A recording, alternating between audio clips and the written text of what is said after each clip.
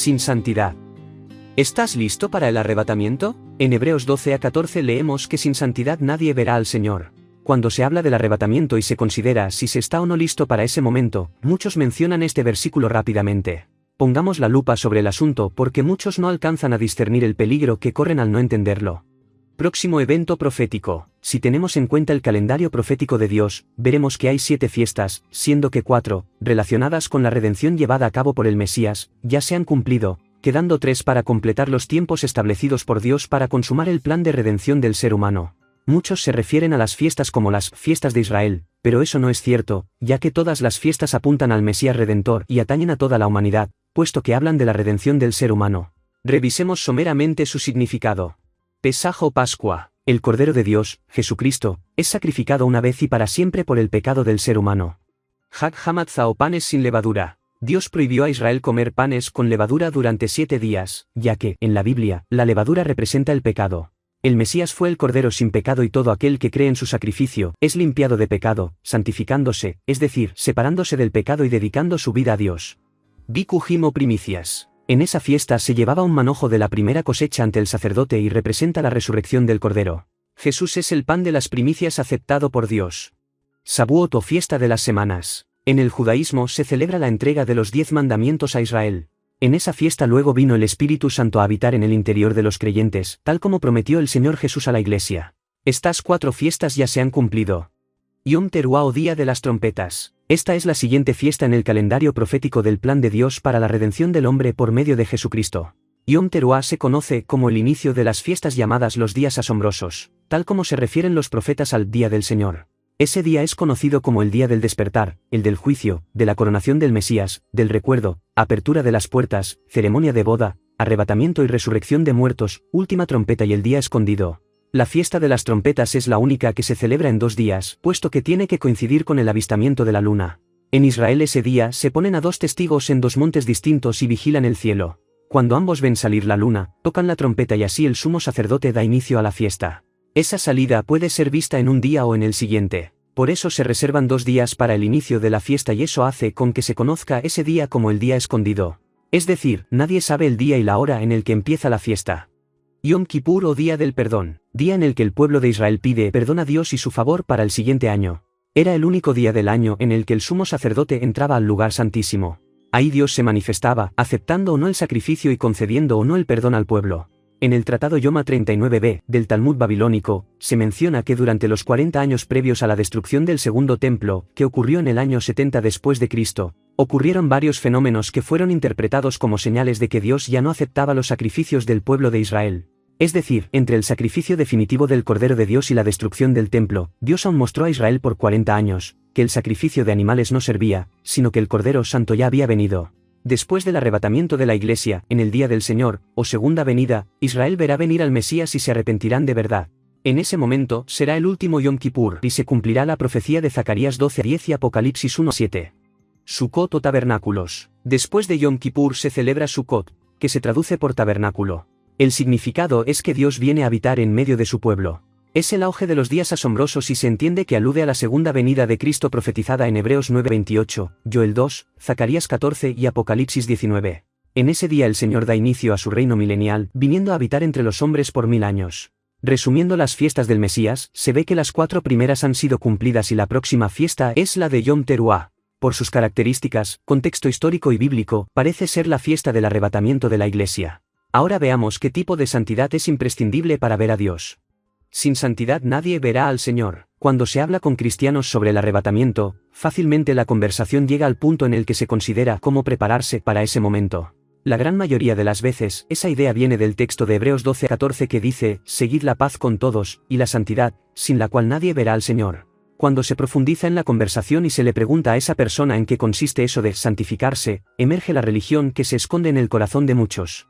No es que consideren el contexto del pasaje, sino que, con base a esa frase solamente, interpretan que tienen que esforzarse por ser santos. A menudo esas personas consideran que tienen que santificarse para poder ir a la presencia de Dios. Suelen decir que hay que obedecer, orar, ayunar, estar en comunión, etc. Sin entrar en cada aspecto de estas afirmaciones, la esencia es que todo ello son acciones y esfuerzos de la persona para alcanzar el nivel óptimo y con ello conseguir la santidad que consideran adecuada.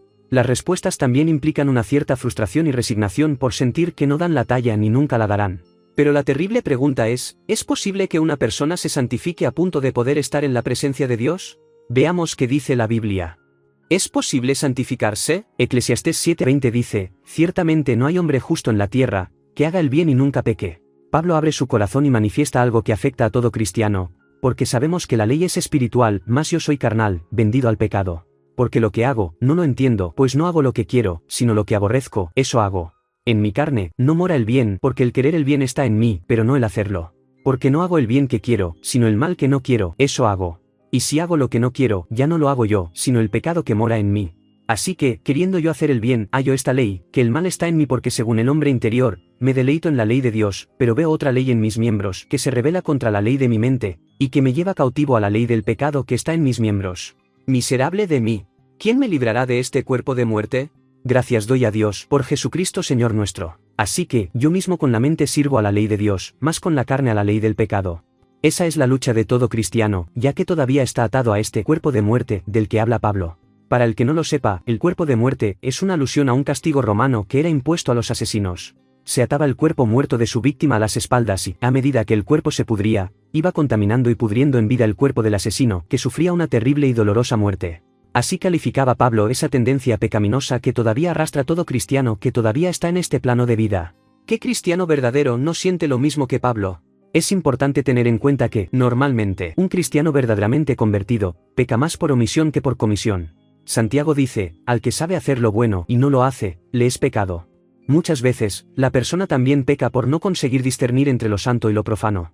Por ejemplo, cuando alguien celebra una festividad pagana creyendo que honra a Dios solo porque no ha analizado el propósito de esa práctica pagana a la luz de la Biblia. Pero, ¿quiere eso decir entonces que nadie verá a Dios? Veamos. Consumado es. Cuando el Señor Jesús expiró en la cruz, lo último que dijo fue, consumado es. Tal como se explicó en detalle en el libro, Piensa, la palabra usada en ese momento es nislam, que implica que la condición para que el hombre alcance la paz con Dios ha sido completamente cumplida. Eso quiere decir que nadie puede añadir nada para conseguir la salvación. La Biblia dice que para ser salvo, la única condición es que se crea en la obra de Jesús en la cruz. Eso, en cambio, es más difícil de lo que parece a simple vista. El autor de Hebreos explica que el sacrificio de Jesús fue hecho una vez y para siempre. Por lo tanto, todos los pecados de toda la humanidad fueron pagados para siempre en ese momento.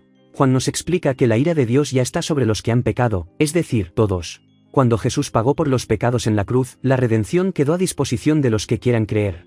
Al creer, la persona es hecha nueva criatura según explica Pablo en 2 de Corintios 5:17. Pedro, en su primera predicación, instaba a los oyentes, diciendo, arrepentíos y convertíos, para que sean borrados vuestros pecados. Cuando los que han rechazado el sacrificio de Cristo se vean ante el trono del juicio, sus pecados les acompañarán porque no han sido borrados por la sangre del Cordero, ya que no han creído.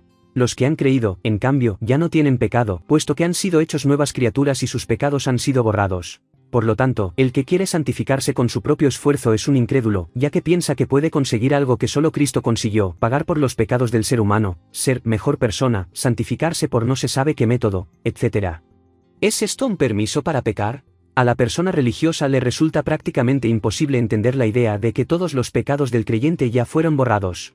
Eso incluye los pecados que la persona todavía va a cometer antes de salir de esta vida. De hecho, si se piensa, el Señor Jesús murió y resucitó hace 2000 años. Por lo tanto, los pecados de todos los que nacieron y murieron después de él, fueron pecados futuros desde la perspectiva del tiempo en el que él consumó el precio requerido por la ley.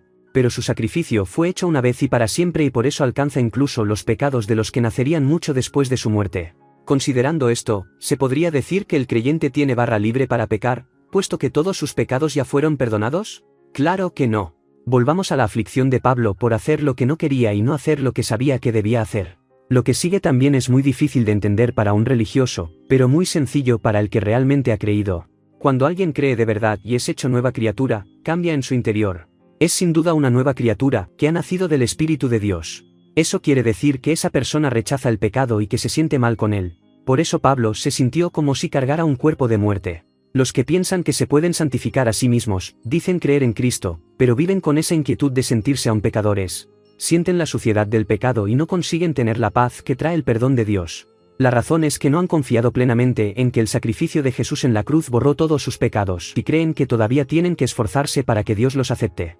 Como se autorrechazan por tener esa conciencia de suciedad, no creen de verdad en aquello que dice Pablo de que los que creen son aceptos en el amado. No se sienten aceptos. La palabra Shalom, que mencionamos antes y que está incrustada en la frase consumado es, significa paz. El que de verdad ha creído en que el sacrificio de Cristo valió para borrar todos sus pecados, siente una inmensa paz y gratitud a Dios por haber enviado al Cordero. Pero no sufre ya por sus pecados, puesto que sabe que han sido borrados. Pablo lo expresa así: si alguno está en Cristo, nueva criatura es, las cosas viejas pasaron y aquí todas son hechas nuevas. Y todo esto proviene de Dios, quien nos reconcilió consigo mismo por Cristo. El autor de Hebreos dice: He aquí que vengo, oh Dios, para hacer tu voluntad, quita lo primero, para establecer esto último. En esa voluntad somos santificados mediante la ofrenda del cuerpo de Jesucristo hecha una vez para siempre. ¿Dónde queda la obediencia? En el interior de la nueva criatura. Es decir, una persona que de verdad ha nacido de nuevo, por obra del Espíritu Santo, a causa de haber creído en el sacrificio del Cordero, es una nueva criatura. Ha sido creado de nuevo por Dios. Por lo tanto, esa persona es consciente que Dios es su Padre, Cristo su Redentor y el Espíritu Santo el que la guía a toda la verdad. Esa persona valora muchísimo el hecho de que la ira de Dios estaba sobre ella y que no se podía salvar por sí misma, pero que el Cordero Santo derramó su sangre inocente para darle vida eterna. Esa persona es consciente de que ahora es hija de Dios y coheredera con Cristo, además de incontables beneficios más. Por lo tanto, esa persona ya es santa, o sea, apartada para Dios y siente rechazo por el pecado. Esa persona no solo no tiene placer en pecar, sino que siente asco de la vida pecaminosa que vivió. Por ello, desde la más profunda gratitud y amor al Padre, al Hijo y al Espíritu Santo, esa persona obedece, agradece, adora, honra y ama a su Redentor y rechaza pecar. No lo hace esperando ser salva, sino porque es salva. Esa es la motivación que tiene el cristiano para no practicar el pecado. Es muchísimo más fuerte que la prohibición de la ley o la amenaza del castigo. El amor es la esencia de Dios y no hay fuerza superior al amor. Entonces, ¿cómo se alcanza la santidad? La santidad solo se alcanza creyendo completamente que el Señor Jesús consumó el pago por el pecado. O se cree y se es salvo o no se cree y se es condenado. O se cree totalmente, o no se cree. El que ha creído ya es completamente santo y puede presentarse delante de Dios en este mismo instante. Cuando la palabra dice, sin santidad nadie verá al Señor, en otras palabras podemos afirmar, sin creer en Cristo, nadie será santo y por lo tanto no verá a Dios. Deja tu comentario abajo diciendo si este vídeo te ha edificado, te ha aportado algo o no te gusta, por lo que sea. Nos interesa saber qué es lo que bendice a nuestra audiencia. Debido a la creciente censura, publicamos materiales relacionados con temas sensibles vía email. En Telegram publicamos noticias cotidianas, relacionadas con el fin de los tiempos. Si te ha gustado este material, te pedimos que nos ayudes a promocionarlo, suscribiéndote, dando like y, sobre todo, compartiéndolo con tus contactos.